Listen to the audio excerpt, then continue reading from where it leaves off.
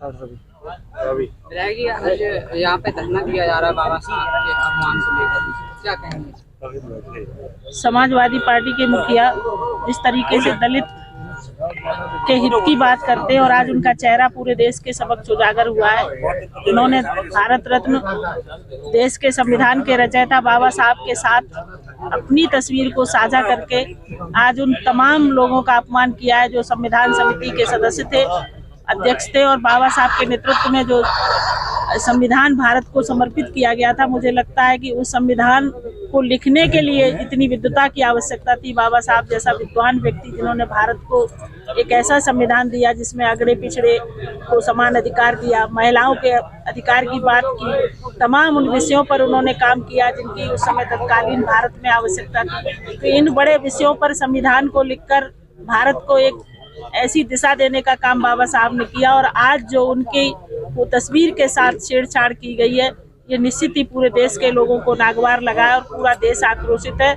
खास तौर पर दलित लोग इस बात से बहुत ही नाराज हैं। जो लोग सदैव दलितों का विरोध करते थे, चाहे वो उनके नाम पर किए गए स्मृति स्थानों को बदलने का काम हो या मायावती जी के साथ गेस्ट हाउस में इतना बड़ा कांड समाजवादी पार्टी के गुंडों ने किया था, ये पूरा देश जानता है, किसी से छुपा नहीं है कि बहन जी किस तरीके से बची थी, वहां पर गैस के सिलेंडर खोले गए थे।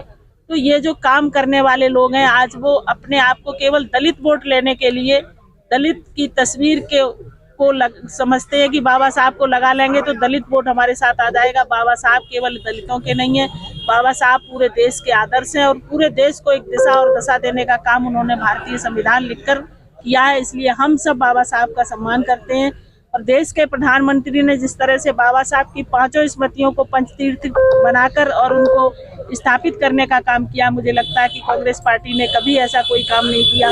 बाबा साहब के अंतिम संस्कार के लिए कांग्रेस पार्टी ने दिल्ली में एक डिसमिल जगह देने से मना कर दिया। तो ये जो कांग्रेस पार्टी और समाजवादी पार्टी के लोग हैं, इनका चेहरा पूरे देश के सामने बेनकाब है और सारे देश के लोग समझते हैं कि किस कारण से बाबा साहब की फोटो लगाकर अपने साथ खड़े हुए थे।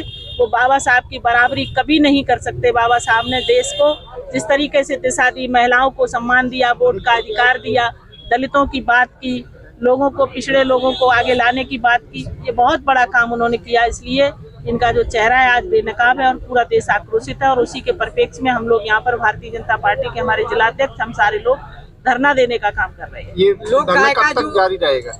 ये धरना 15-20 मिनट और चलेगा।